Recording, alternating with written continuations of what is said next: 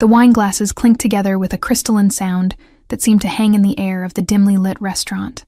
My fingers trembled slightly as I arranged them on the pristine white tablecloth, each one exactly 2 inches from the edge, just as Mr. Moretti insisted. The restaurant was empty now, the last customers having left 20 minutes ago, but we were preparing for tomorrow's private event, some business gathering that had the entire staff on edge. Elena, those glasses better be perfect. Mr. Moretti's guests don't tolerate anything less than perfection. Marco, the floor manager, hovered behind me, his breath smelling of cigarettes and the cheap coffee he drank by the gallon. I nodded without looking up. After 3 years of working at Rosso Scuro, I knew the standards better than anyone. I'd started as a dishwasher and clawed my way up to waitress, and I wasn't about to let anyone question my dedication. "They're perfect," I murmured, adjusting the final glass. My black uniform was damp with sweat beneath the arms despite the restaurant's aggressive air conditioning. Something about tomorrow's event had everyone walking on eggshells. "Who's coming tomorrow anyway?" I asked, trying to sound casual as I straightened up, my lower back aching from bending over the tables for the last hour. Marco's eyes darted around the empty restaurant before he leaned in. "Vittorio Castellano, and apparently, he specifically requested this venue." My heart seized in my chest, and the room seemed to tilt slightly. I gripped the edge of the table to steady myself, hoping Marco wouldn't notice how the color had drained from my face. "The Vittorio Castellano?" I whispered, although I knew the answer. There was only one Vittorio Castellano in Chicago, the man whose name was spoken in hushed tones, the man who owned half the city without his name appearing on a single deed, the man who had no idea he had a 5-year-old daughter with my eyes and his stubborn chin. "You okay? You look like you've seen a ghost." Marco frowned, studying my face. "Just tired," I managed, forcing a smile. "Long shift." Marco grunted, apparently satisfied with my explanation. "Well, get some rest tonight. Tomorrow will be all hands on deck, and I need you sharp. Castellano tips well, but he's also known for having people disappeared over a wrong wine pairing." He was exaggerating, but not by much. The rumors about Vittorio were numerous and varied, but they all shared one common thread: cross him, and you'd regret it. I'd known this 6 years ago when I'd met him at his nephew's wedding. I'd been 22, working as a server for the catering company, bright-eyed and naive despite my hardscrabble upbringing. And he'd been magnetic. I finished my shift in a daze, muscle memory carrying me through the closing duties while my mind raced with panic. 6 years ago, I'd spent 3 intoxicating months as Vittorio Castellano's mistress before discovering I was pregnant. And when I'd realized what kind of life awaited any child born into his world, I'd done what I thought was best. I'd disappeared, telling him through a tear-soaked phone call that I'd lost the baby before changing my number and moving to the other side of the city. For 6 years, I'd lived with the lie. For 6 years, I'd raised Sophia alone, working double shifts and sleeping on a pull-out couch in our tiny one-bedroom apartment so she could have the actual bedroom. For 6 years, I'd convinced myself that Vittorio had forgotten me, just another brief diversion in a life full of power, luxury, and danger. And tomorrow, he would walk into this restaurant, and I would have to serve him wine and pretend we were strangers. Sleep eluded me that night. I tossed and turned on the lumpy pull-out couch, my mind cycling through scenarios, each worse than the last. By the time my alarm blared at 5:30 a.m., my eyes were gritty and my head pounded. "Mommy?" Sophia's sleepy voice called from the bedroom doorway. She stood there in her favorite unicorn pajamas, dark curls wild around her heart-shaped face. Vittorio's face, in miniature. "Hey, sweetheart." I forced brightness into my voice as I padded over to her. "You're up early." She rubbed her eyes with small fists. "I had a dream about Daddy." My heart stuttered. "What do you mean? What kind of dream?" Sophia shrugged, the guileless gesture of a child who doesn't understand the weight of her words. "I don't know. He was tall, and he picked me up really high." She stretched her arms toward the ceiling. "Up to the clouds." I swallowed hard. Sophia knew her father wasn't in the picture. I'd told her he had to go away before she was born, that he lived far away now. It wasn't entirely a lie. The emotional distance between the Vittorio I'd known and the man he truly was stretched wider than any physical miles. "That sounds like a nice dream," I managed. "Come on, let's get you ready. Mrs. Patel is watching you today, remember?" The morning passed in a blur of routine tasks, braiding Sophia's hair, making her favorite peanut butter toast cut into triangles, no crusts, mommy, packing her backpack with the coloring books and crayons she'd need for the day at our neighbor's apartment. All the while, dread pooled in my stomach like lead. "Be good for Mrs. Patel," I told Sophia, as I dropped her off, pressing a kiss to her forehead. "I might be home late tonight." "Because of the special dinner?" she asked, already eyeing Mrs. Patel's granddaughter, who was setting up a board game on the living room floor. "That's right," I said. "Very important customers." Mrs. Patel, a kindly widow who had become something of a surrogate grandmother to Sophia, gave me a knowing nod. "Don't worry, Elena. We'll be fine. You just focus on earning those big tips, if only big tips were my biggest concern." The restaurant hummed with tense energy as the staff prepared for the evening ahead. Fresh flowers had been delivered, blood-red roses and white lilies arranged in crystal vases that probably cost more than my monthly rent. The private dining room gleamed under the chandeliers, the table set for 12 with the finest china and silver. "Elena." Marco snapped his fingers in front of my face. "Focus. I'm assigning sections, and you're on the private dining room." My stomach dropped. "The private room? But Maria usually handles the VIPs, and Maria called in sick. Food poisoning." His eyes narrowed. "Unless you don't think you can handle it?" I could feel the eyes of the other servers on me. This was the most lucrative assignment. The tips alone could cover 2 months of Sophia's daycare, and turning it down would raise questions I couldn't answer. "No, I can handle it," I said, straightening my shoulders. "Of course I can." "Good. They arrive at 8. The wine is already decanting in the cellar. Brunello for the table, and a special bottle of Barolo for Castellano himself. Don't mix them up." The hours seemed to both crawl and race by. I found myself obsessively checking my appearance in the bathroom mirror. The severe black dress that was our uniform suddenly seemed too tight, too revealing. I'd pulled my honey brown hair back into a neat bun, applied minimal makeup to highlight my green eyes, Sophia's eyes, my mother's eyes, but nothing could hide the pallor of my skin or the tension in my jaw.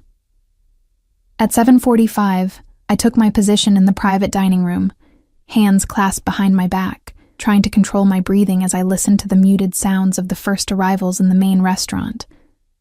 Car doors slamming outside, the low murmur of masculine voices, the distinctive click of expensive shoes on marble, and then the door to the private dining room swung open, and time seemed to stop. He entered first, as befitted his status. 6 years had barely touched him. His black hair was still thick, though now threaded with distinguished silver at the temples. His face remained handsome in that stern, almost brutal way that had always made my breath catch. The strong jaw now sporting a neatly trimmed beard, the aquiline nose, the dark eyes that missed nothing. He wore a perfectly tailored black suit with a crisp white shirt and a blood-red tie, the only adornment a gold signet ring on his right hand. Vittorio Castellano filled the room with his presence, just as he always had. Behind him filed in his entourage, men in expensive suits, their eyes constantly scanning the room, hands never far from the bulges beneath their jackets. I recognized a few faces from years ago, though I doubted they would remember the waitress who had briefly caught their boss's attention. I kept my eyes downcast, the perfect picture of a deferential server, but I could feel the weight of his gaze sweeping the room.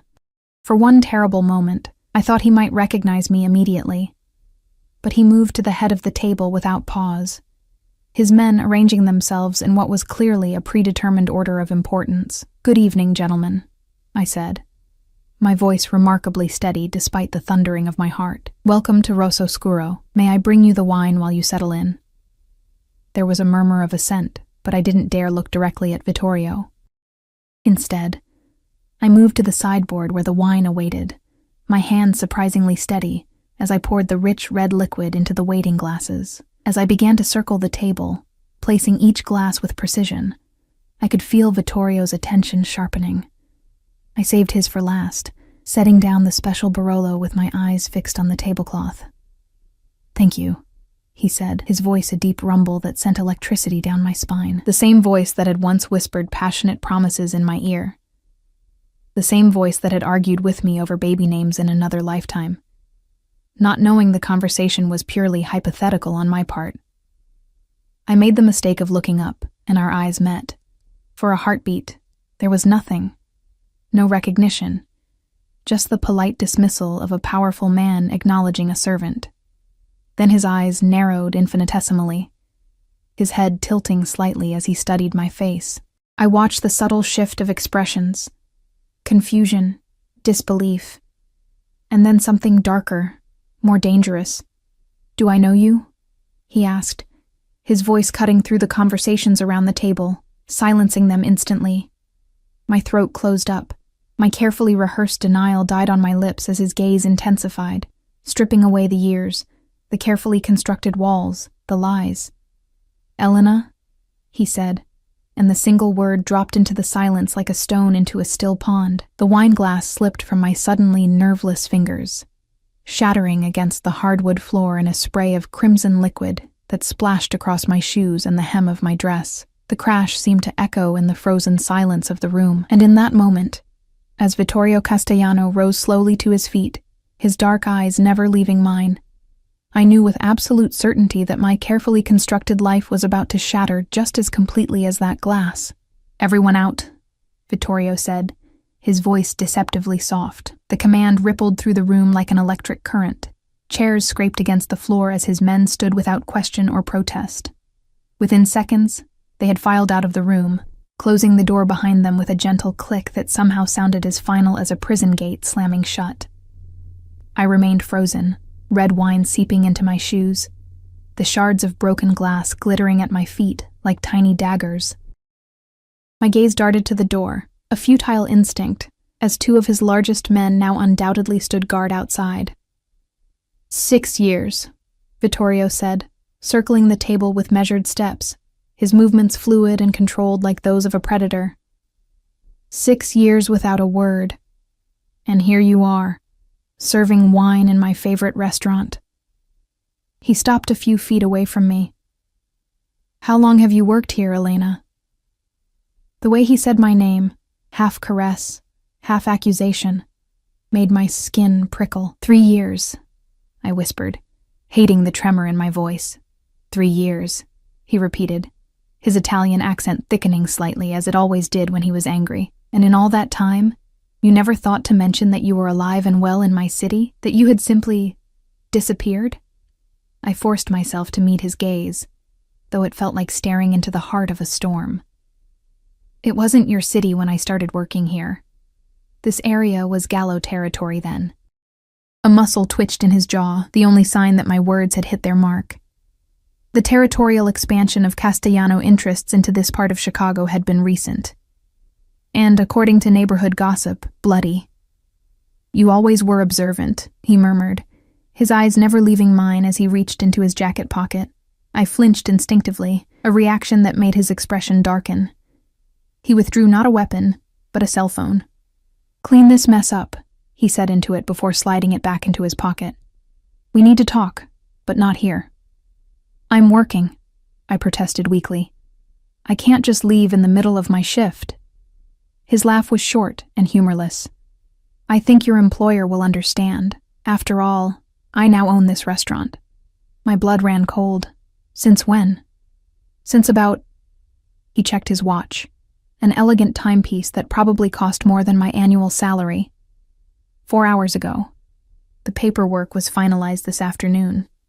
The pieces clicked together in my mind with sickening clarity, the sudden change in ownership, the special dinner, the way everyone had been on edge all day. It hadn't been just another business meeting. It had been a celebration of acquisition, and it couldn't be coincidence. "You knew I worked here," I said, the accusation slipping out before I could stop it. Something flashed in his dark eyes. Triumph, perhaps, at having provoked an emotional response. "I make it my business to know everything that happens in my territory, Elena, including who serves the wine." The door opened before I could respond, and one of the younger waiters entered with cleaning supplies, his eyes wide with fear as he approached the mess. carefully avoiding looking at either of us. "My car is waiting outside," Vittorio said, his tone making it clear this was not a request. "I'll give you 2 minutes to collect your things." I knew I should refuse, should insist on finishing my shift and going home to my daughter, but the mention of Sofia sent a fresh wave of panic through me. If Vittorio had found me so easily, what else might he know? "Fine," I conceded, stepping carefully around the broken glass. 2 minutes. In the employee locker room, my hands shook so badly I could barely open the combination lock. My mind raced through options, each more desperate than the last. I could run, grab my things, slip out the back door, collect Sofia from Mrs. Patel, and flee the city. But how far would we get? Vittorio's reach was long, his resources seemingly limitless, and his pride was legendary. He wouldn't simply let me disappear a second time. And there was a part of me, a part I hated for its weakness, that remembered how it had felt to be in his arms, to be the focus of all that intense attention and passion, the part that still woke from dreams of him, breathless and aching. I changed out of my wine-stained uniform into the clothes I'd worn to work. Worn jeans, a simple blouse, and a light jacket against the evening chill. Nothing like the designer dresses and jewels he had once draped me in during our brief time together. I stared at my reflection in the small mirror inside my locker, at the shadows beneath my eyes, and the tension in my face. "Mommy loves you, Sofia," I whispered, as though my daughter might somehow hear me. "Everything I've ever done was to protect you." Outside, a sleek black Bentley idled at the curb, its windows tinted to opacity. A mountain of a man in a dark suit opened the rear door as I approached, his face expressionless. I recognized him vaguely, Antonio, one of Vittorio's most trusted guards. "Miss Romano," he said with a slight nod, the formality almost comical given that the last time we'd seen each other, he'd been pretending not to notice as Vittorio and I groped each other in the back of this very same car. The interior of the Bentley was just as I remembered, buttery, soft leather seats, the subtle scent of expensive cologne and power. Vittorio sat with his back to the driver, leaving me no choice but to sit facing him, our knees nearly touching in the intimate space. "You cut your hair," he observed as the car pulled away from the curb, his eyes cataloging the changes in my appearance. My hair, once falling to the middle of my back, now barely brushed my shoulders. A practical choice for a single mother with limited time for styling. "It's been 6 years," I said, my voice steadier now that we were away from the restaurant. My anger beginning to displace my fear. "People change. Some things change," he agreed, his gaze intensifying. "Others remain exactly the same." I looked away, out the tinted window at the city lights blurring past. "Where are you taking me?" "Somewhere we can talk privately. I need to be home by midnight," I said, thinking of Mrs. Patel, who would need to sleep eventually, and Sofia, who sometimes woke with nightmares and called for me. Vittorio raised an eyebrow. "Hot date?" The casual question carried an undercurrent of possessiveness that sent a shiver down my spine. "Babysitter," I replied without thinking, then immediately regretted it as his expression sharpened with interest. "Babysitter," he repeated softly. "So there's someone waiting for you at home." I said nothing, cursing my slip of the tongue. The car continued its smooth journey through the city, eventually turning onto Lakeshore Drive, the dark waters of Lake Michigan visible in flashes between the buildings. "You told me you lost our baby," Vittorio said finally, his voice dangerously quiet.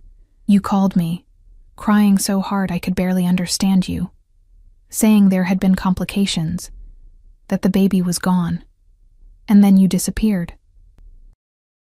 I forced myself to meet his gaze, to maintain the lie that had protected Sofia for 5 years. "That's what happened. Is it?"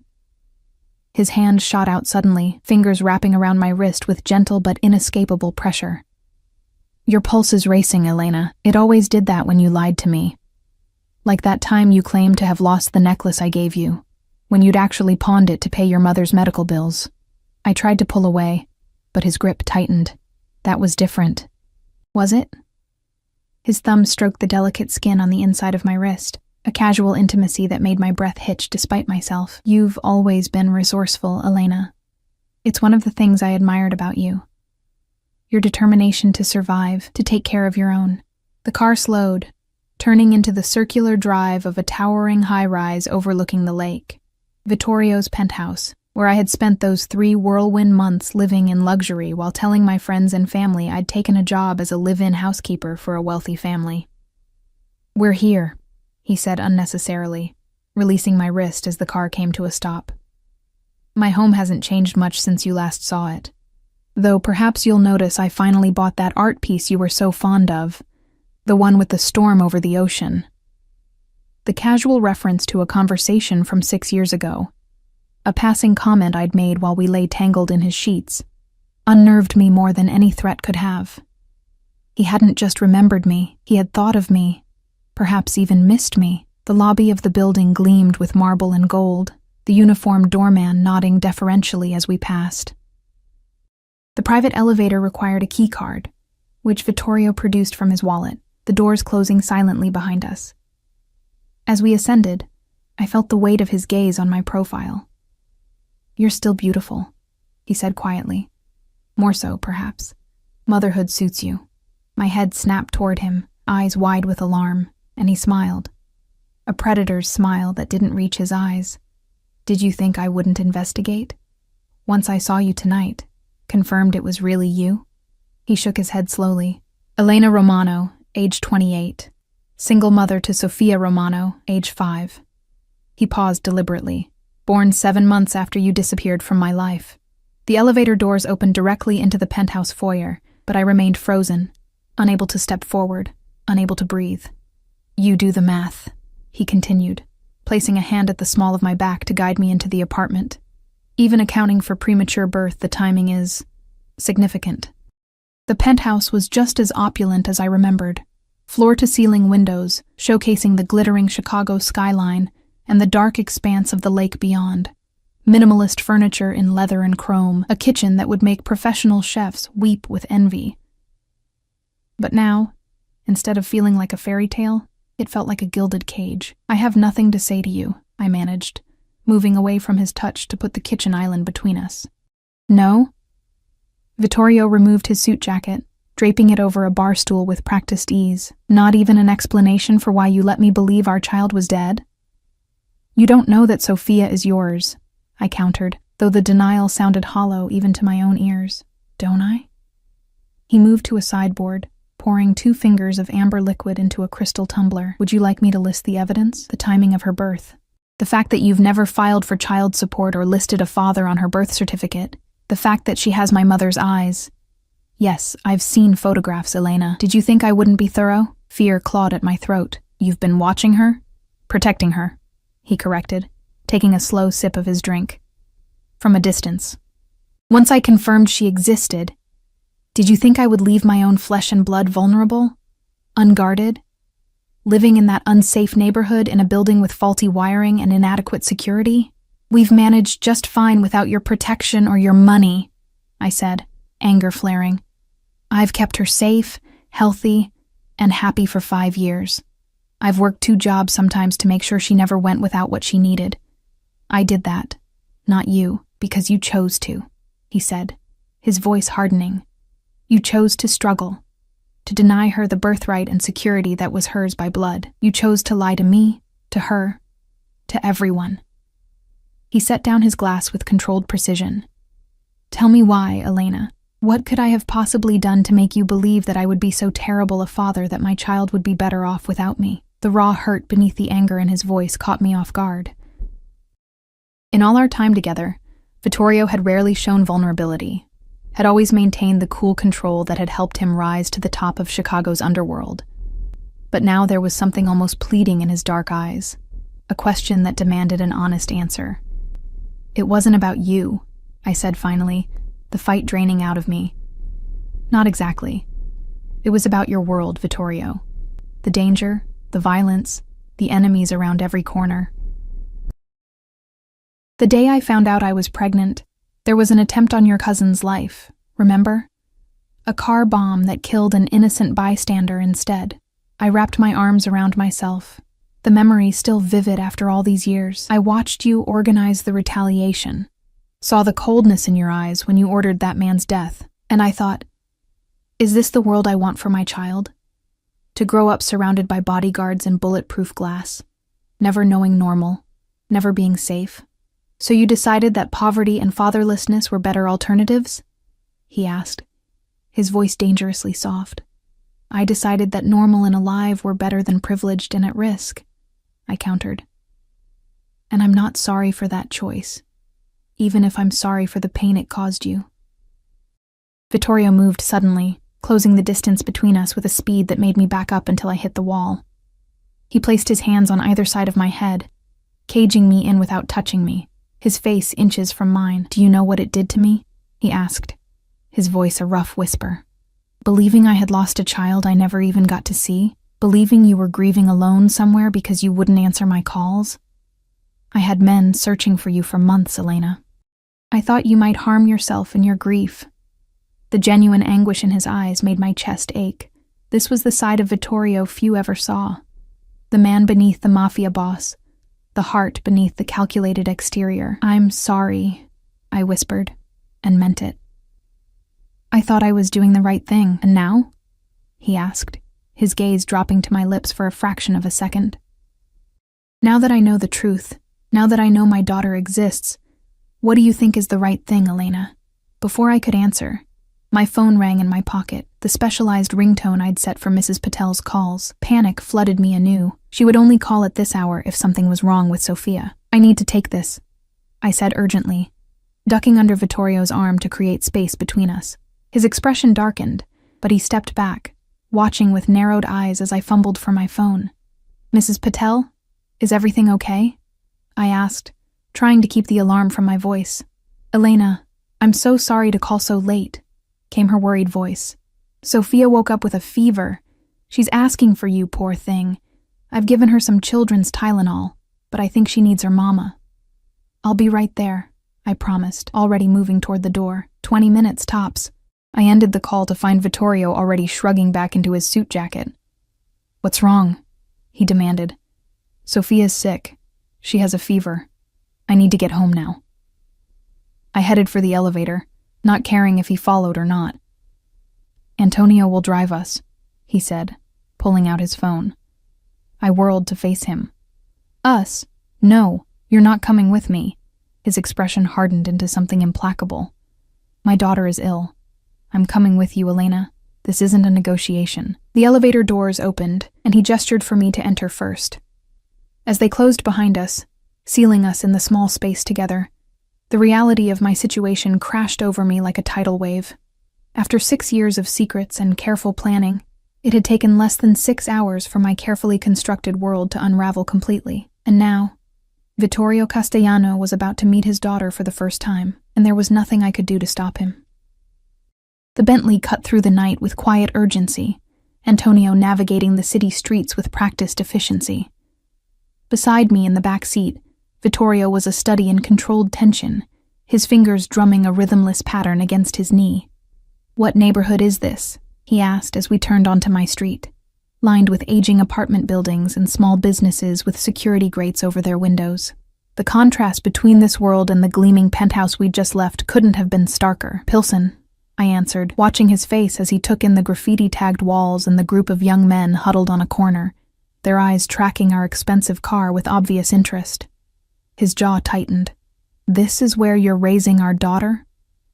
This is where we can afford to live, I said, too worried about Sophia to engage in an argument about socioeconomic realities. It's a good neighborhood with good people. Not everyone measures safety in terms of how many armed guards are stationed at the door. Antonio pulled up in front of my building, a 3-story walk-up with peeling paint but clean windows, and a small, well-tended patch of flowers by the entrance, Mrs. Garcia's pride and joy. Wait here, Vittorio instructed Antonio as we got out of the car. I noticed him scanning the street, his hand instinctively moving toward what I assumed was a concealed weapon beneath his jacket. No one's going to attack us, I said, hurrying toward the entrance. This isn't the war zone you think it is.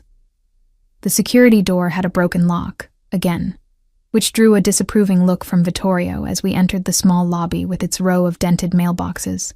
The elevator was perpetually out of order, so I led him up 2 flights of stairs to the 3rd floor, my concern for Sophia making me take them 2 at a time despite my exhaustion.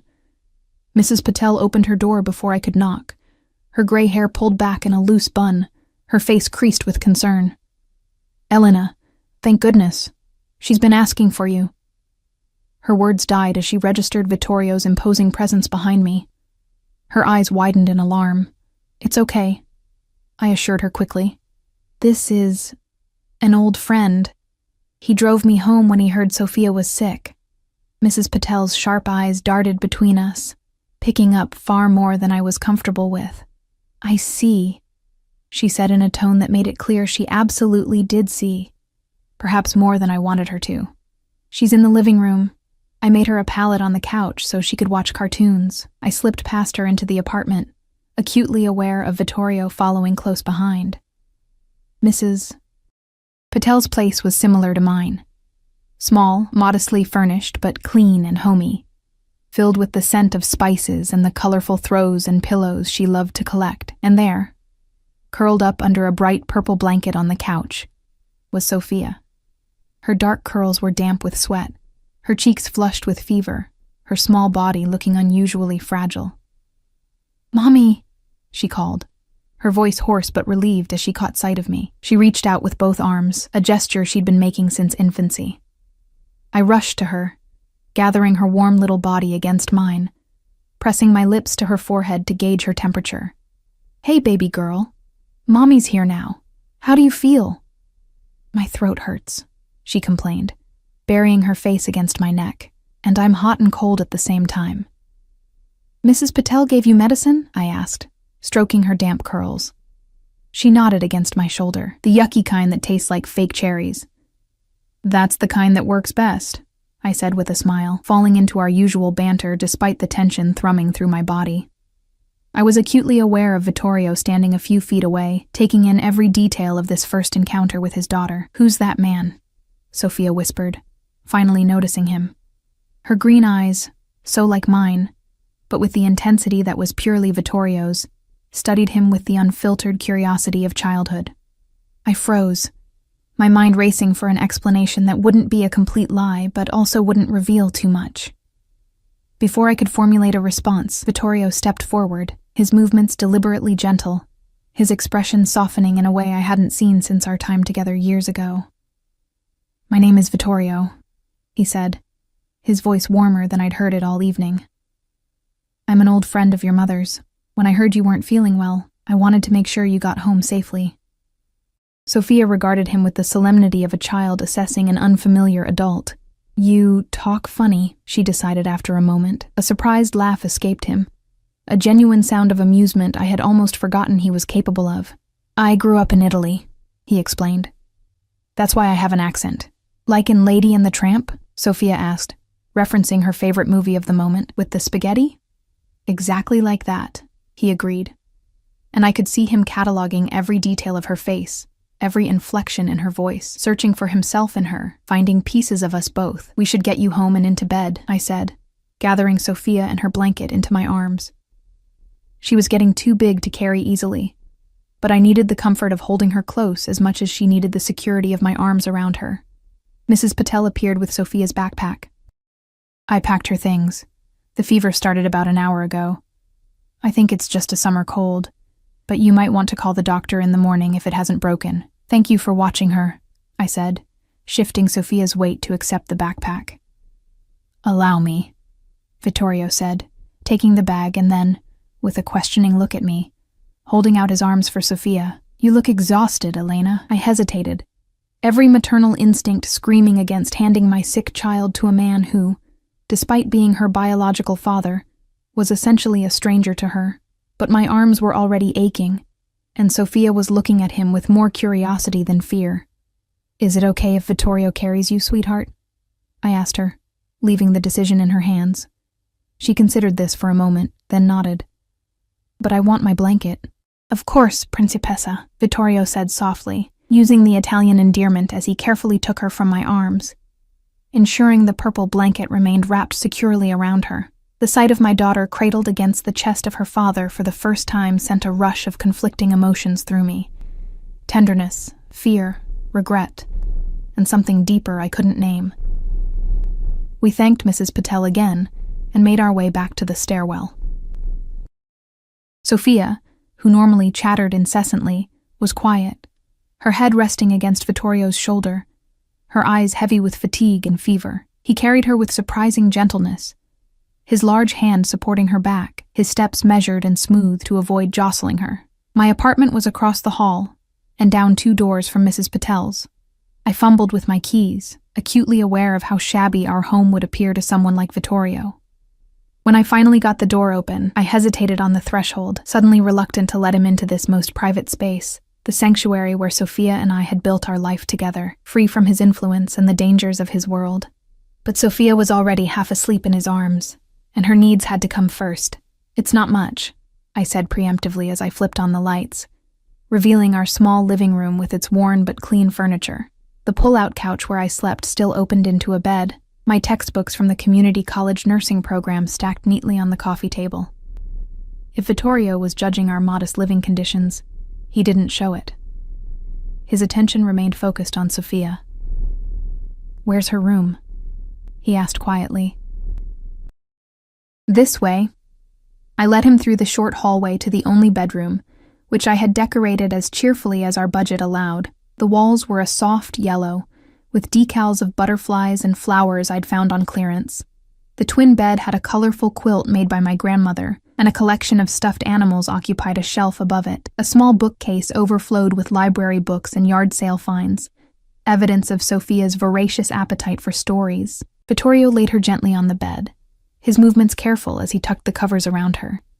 She stirred slightly, her eyes fluttering open.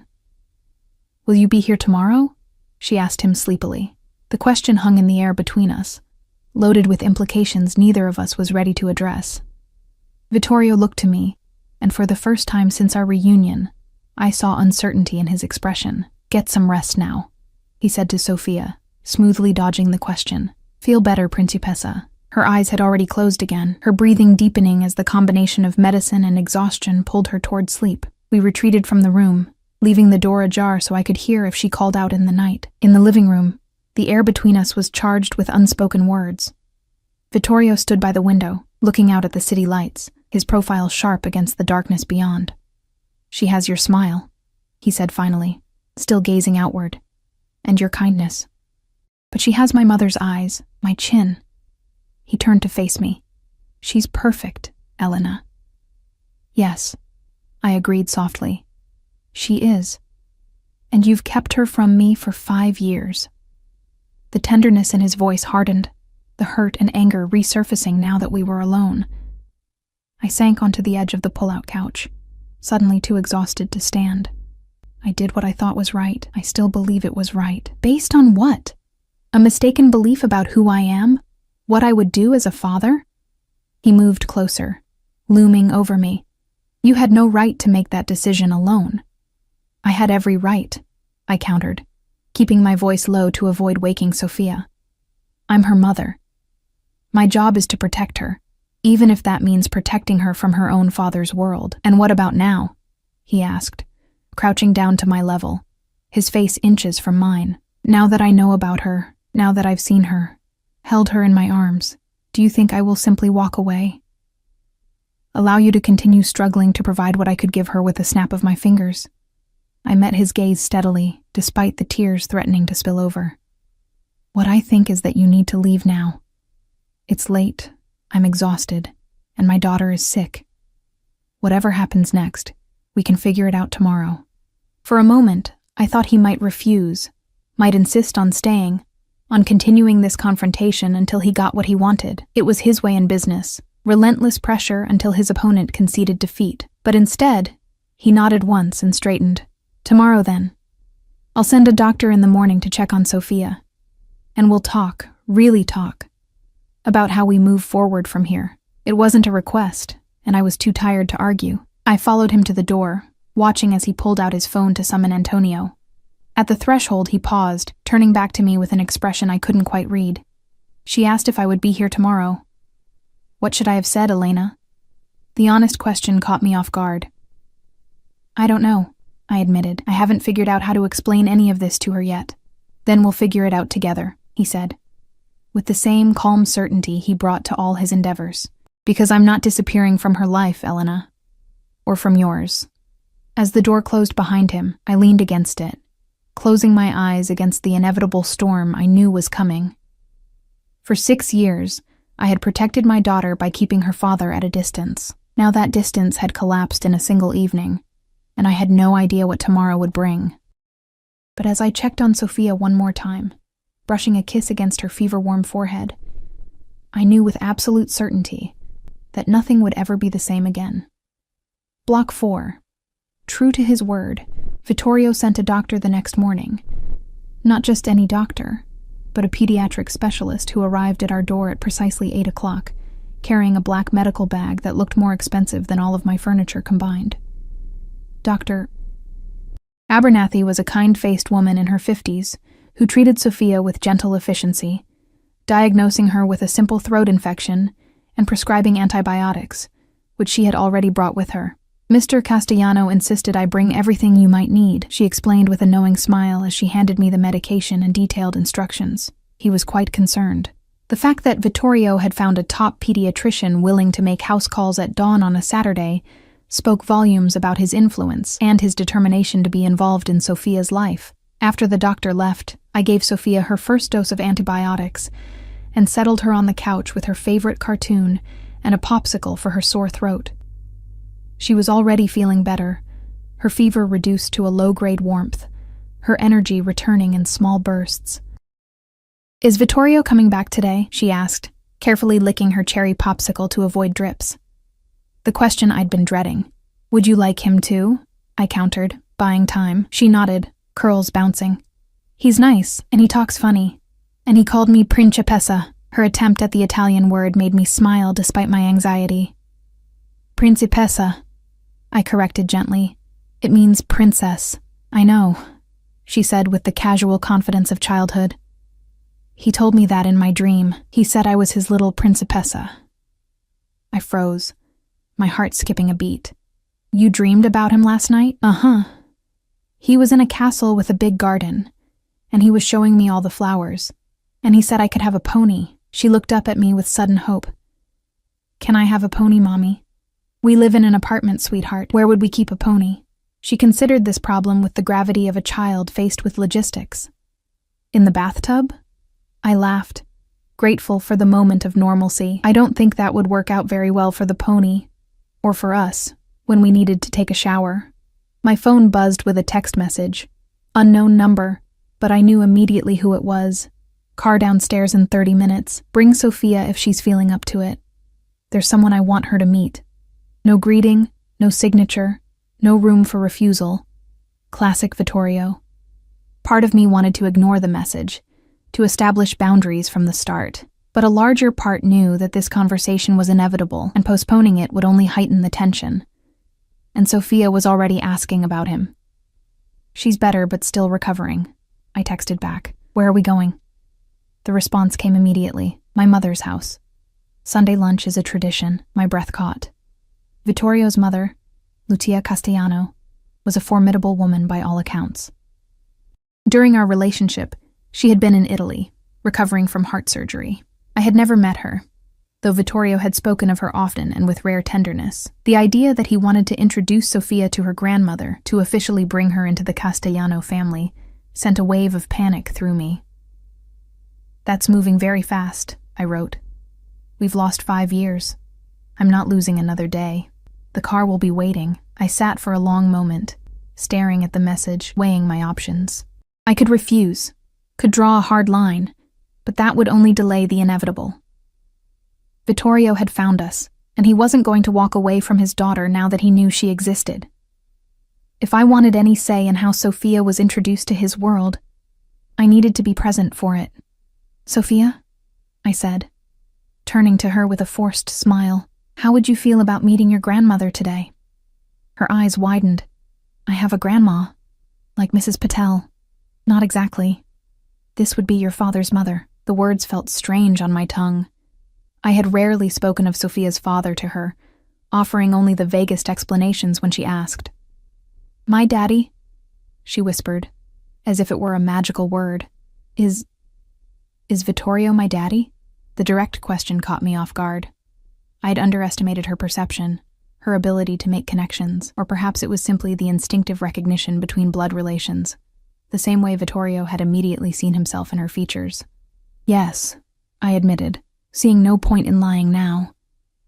"Vittorio is your father. He's been away for a long time. But now he's back, and he wants to get to know you, and he wants you to meet your grandmother." Her small face went through a rapid succession of emotions: surprise, confusion, excitement, uncertainty. "Does this mean I get to have a daddy now? Like Maya from school?" The innocent question broke my heart a little.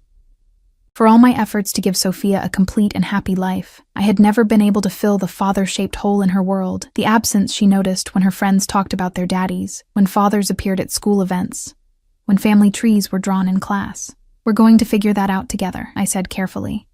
"It's complicated, but what's important is that your daddy cares about you very much. Is that why he sent the nice doctor lady?" I nodded. "That's exactly why. Now, should we get dressed for lunch? We're going to a special place." Her excitement overrode any remaining lethargy from her illness as she bounced off the couch. "Can I wear my blue dress? The one with the flowers?" "Perfect choice," I agreed, following her to her room to help her change. As I dressed in the bathroom afterward, I studied my reflection in the mirror. I chose my nicest outfit, a simple burgundy wrap dress I'd found on clearance last year, reserved for job interviews and parent-teacher conferences.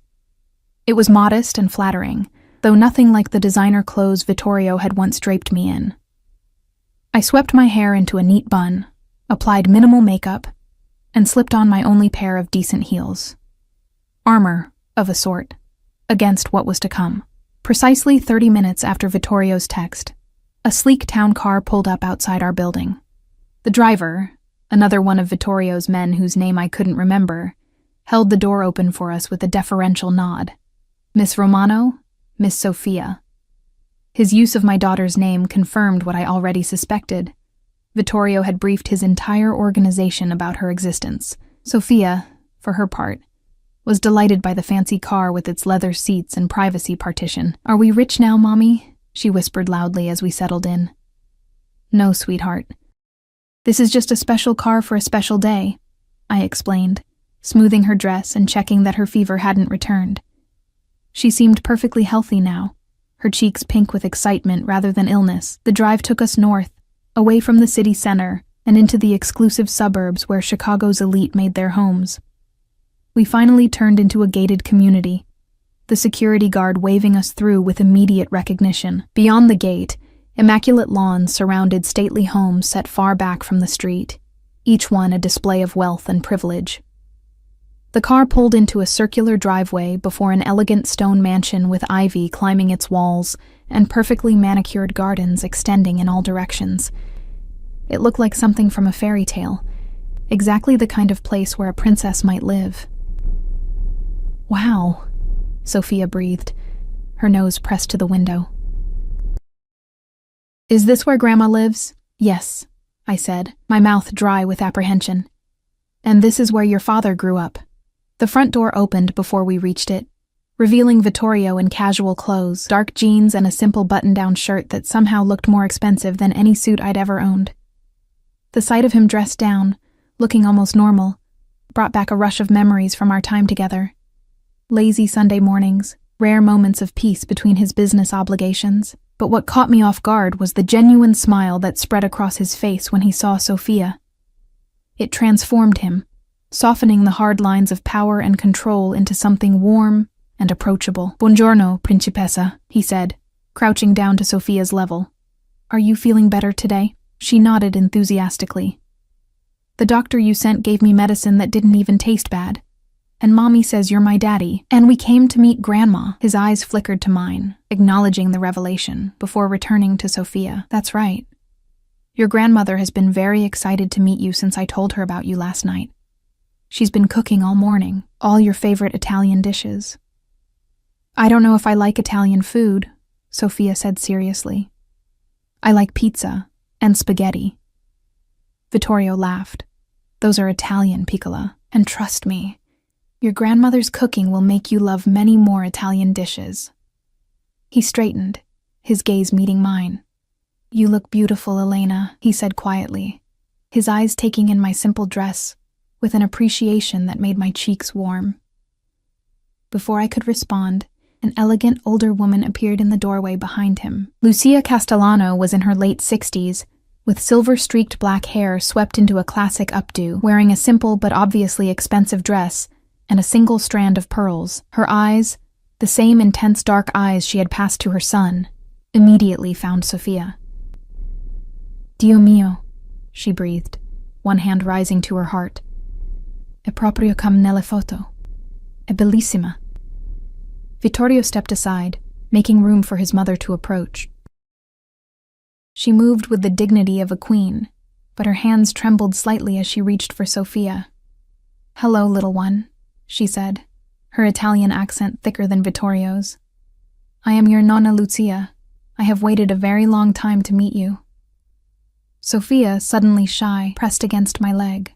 Hello, she whispered, peering up at this regal woman with wide eyes. Lucia knelt down, seemingly unconcerned about her expensive dress touching the ground. You have your father's chin, she said, gently tilting Sofia's face, and my eyes. The Castellano eyes. She looked up at me then, and I braced myself for anger or accusation. Instead, I saw only a deep, painful understanding. She is perfect, Elena. Thank you for taking such good care of her. The simple gratitude, so unexpected, brought tears to my eyes. I had prepared for recrimination, for blame, not for this grace. Please come inside, Lucia continued, rising gracefully. Lunch is almost ready, and we have much to talk about. The interior of the Castellano family home was as impressive as its exterior. Soaring ceilings, marble floors, priceless artwork on the walls. But unlike Vittorio's minimalist penthouse, this place felt lived in and warm, with comfortable furniture and family photographs scattered among the antiques. Sofia's natural curiosity quickly overcame her shyness as Lucia gave her a tour, showing her the grand piano in the parlor. Can I learn to play, Nonna? The library with its floor-to-ceiling bookshelves. Do you have any princess books? And finally, the spacious kitchen where delicious smells wafted from bubbling pots and a fresh-baked cake cooled on a rack. Vittorio and I followed behind them, watching this instant bond form between grandmother and granddaughter. He stayed close to me, occasionally brushing his hand against the small of my back in a gesture that seemed both possessive and supportive. Your mother is being very kind, I murmured, as Lucia showed Sofia how to taste the pasta sauce with a proper wooden spoon. She understands sacrifice for family better than most, he replied quietly. She left her own family in Italy to follow my father to America, knowing what kind of life awaited her. He paused, watching his mother laugh at something Sofia said. She doesn't blame you for trying to protect our daughter, Elena, but she will never let her go now that she's found her. Neither will I. The simple declaration, delivered without threat or anger, nonetheless sent a chill through me. This was what I had feared from the beginning. The inexorable pull of the Castellano family, drawing Sofia into a world I had tried so hard to keep her from. Vittorio, I began, but was interrupted by Lucia calling us to the table. Lunch was a surreal experience. The four of us seated around an antique table laden with traditional Italian dishes, Sofia chattering happily between bites of the best food I'd ever tasted, Lucia sharing stories of Vittorio's childhood that made him alternately smile and wince. The summer sunshine streaming through leaded glass windows onto silverware that had probably been in the family for generations. It felt disturbingly normal. Like we were just a regular family enjoying Sunday lunch at grandmother's house, not a criminal dynasty welcoming its newest member into the fold. After dessert, a tiramisu that Sofia declared was even better than birthday cake, Lucia took Sofia out to see the garden and the koi pond, leaving Vittorio and me alone at the table. This doesn't change anything, I said as soon as they were out of earshot. One lunch doesn't erase the reality of who you are, what you do. Vittorio sipped his espresso, his expression unreadable. And what reality is that, Elena? You're the head of the most powerful criminal organization in Chicago, I said bluntly. You have enemies, dangerous enemies. Your own cousin was nearly killed, remember? My business interests are diverse and well-managed, he countered smoothly. The more volatile aspects have been significantly reduced in recent years. I prefer legitimate enterprises now. They're more profitable and less prone to unwanted attention. I laughed without humor. So, you've gone legitimate?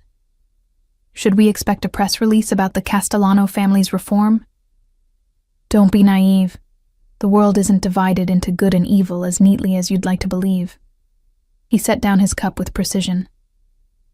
But my priorities have evolved, and with Sophia in the picture, they will continue to evolve. Security and stability are paramount now, for all of us. All of us? I repeated, catching his implication. Vittorio, we're not a family? He finished, his gaze intensifying. That's exactly what we are, Elena. What we've always been. Whether you were ready to accept it or not, and now it's time to make it official. Official? I echoed, my voice barely above a whisper. What exactly are you suggesting? Vittorio reached across the table, taking my hand in his before I could pull away. His touch was warm and familiar, sending an unwelcome current of electricity up my arm. Marriage, Elena. A proper family for Sophia.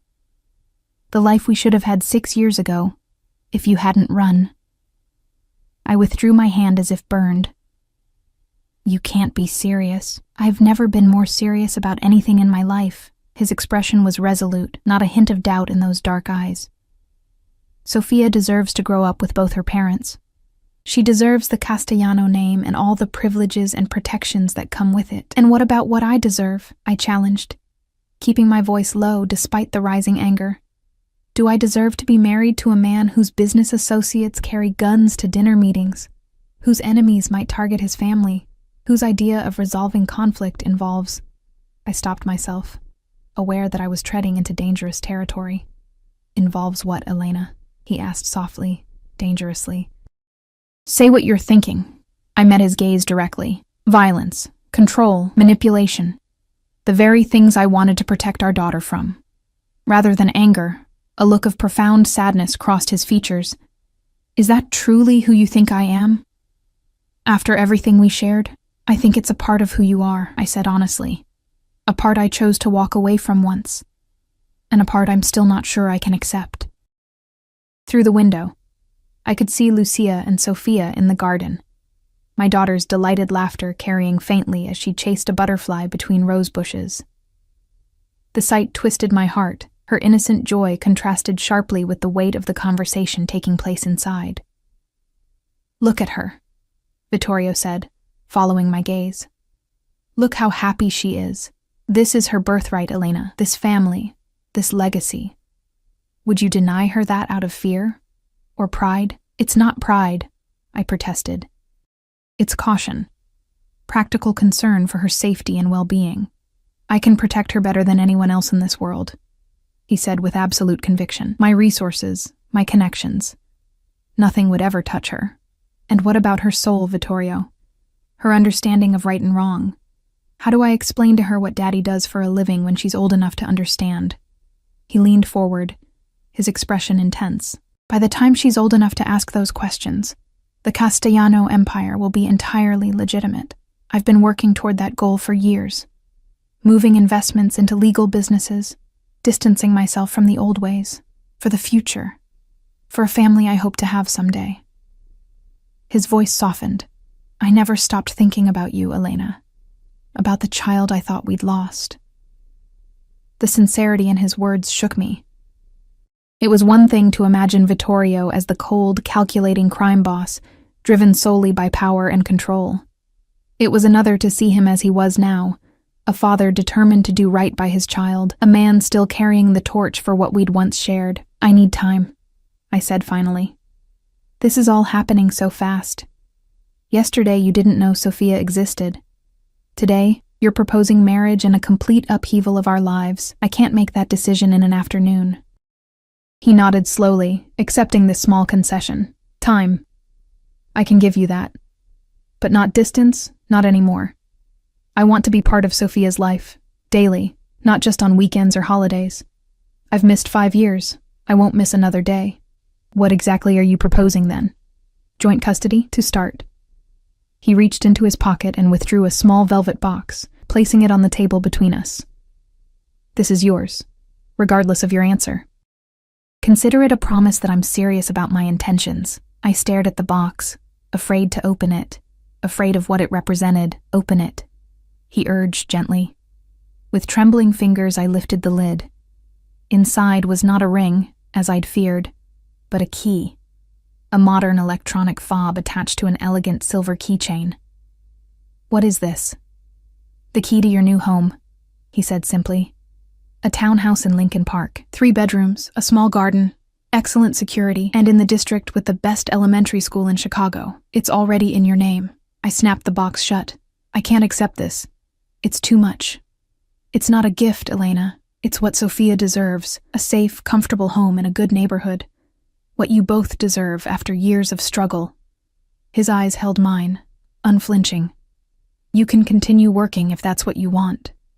Finish your nursing degree. I'll provide for Sophia's education and any other needs. All I ask is that I be allowed to be her father, in every sense of the word. And us?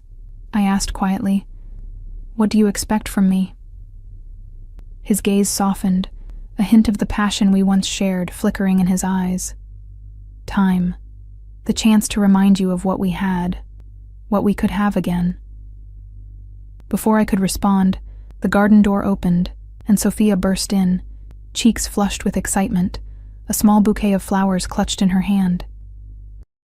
Mommy, Nonna showed me the secret garden behind the big trees, and there's a fountain with real goldfish, and she says I can come feed them whenever I want. She thrust the flowers toward me. These are for you. Nonna helped me pick the prettiest ones.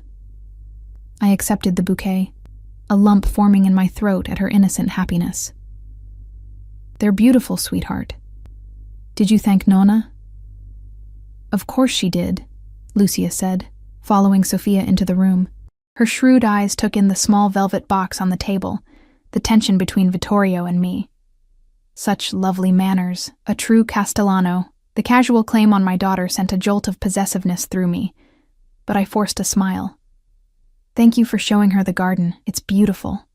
This garden has been in our family for 3 generations, Lucia said, her hand resting lightly on Sophia's shoulder. Someday it will belong to her, along with everything else. The weight of inheritance, of dynasty, hung heavy in her words. This wasn't just about Sophia having a father. It was about her taking her place in a family with deep roots, complex obligations, and a legacy that stretched back to Sicily. Sophia, piccola, Vittorio said. Why don't you help Nonna bring out the special cookies she mentioned earlier? I need to finish talking with your mother. Can I have one when I bring them? Sophia asked, already heading toward the kitchen with Lucia. Just one, I called after her, maternal instinct taking over despite the surreal circumstances. You've already had plenty of sugar today. When they had disappeared into the kitchen, Vittorio turned back to me. 1 month, he said. Give me 1 month to show you that this can work. Move into the townhouse. Let me spend time with Sophia. Let me prove to you that I'm not the villain in this story. And if, after a month, I still have reservations, then we'll negotiate terms that you're comfortable with. Joint custody, separate lives if that's what you truly want. His jaw tightened slightly. But I think you'll find that we're better together than apart, Elena. We always were. A memory flashed through my mind, Vittorio and me in his penthouse kitchen, dancing to old Italian music while sauce simmered on the stove. His arms strong around my waist, his laughter warm against my neck. We had been happy once, in those stolen moments between his business obligations and my work shifts, before I'd learned exactly what those business obligations entailed. 1 month. I agreed reluctantly. But I keep working at the restaurant. I'll have Marco promote you to manager. He interrupted. Better hours, better pay. No, I said firmly. No interference. I've built my life without your help for 6 years. I don't need you pulling strings now. He looked like he wanted to argue, but instead nodded curtly, as you wish. But the offer stands. Sophia and Lucia returned with a plate of delicate lemon cookies, my daughter already munching happily on one, powdered sugar dusting her chin. The sight of her, so at ease in this house, with these people who were her blood, made me realize that regardless of my reservations, Vittorio was right about one thing. He was her father, and she deserved the chance to know him. The rest of the afternoon passed in a strange domestic tranquility. Vittorio showed Sofia the treehouse his father had built for him as a boy, now somewhat weathered, but still sturdy. Lucia shared family photo albums, pointing out the resemblance between Sofia and Vittorio as a child. I watched it all with a mixture of apprehension and reluctant warmth, seeing my daughter bloom under the attention of her newfound family. By late afternoon, Sofia was fighting yawns, the excitement and her recent illness catching up with her. As we prepared to leave, Vittorio pulled me aside while Lucia was helping Sofia into her jacket. "I'll have the townhouse ready for you by Wednesday," he said. "My men will handle the moving. You won't have to lift a finger." "Vittorio," I began to protest, but he cut me off with a gentle finger to my lips. "Let me do this, Elena. Not for you, if that makes it easier to accept. For her." His eyes, when they met mine, held a vulnerability I rarely saw. I've missed so much already. First words, first steps.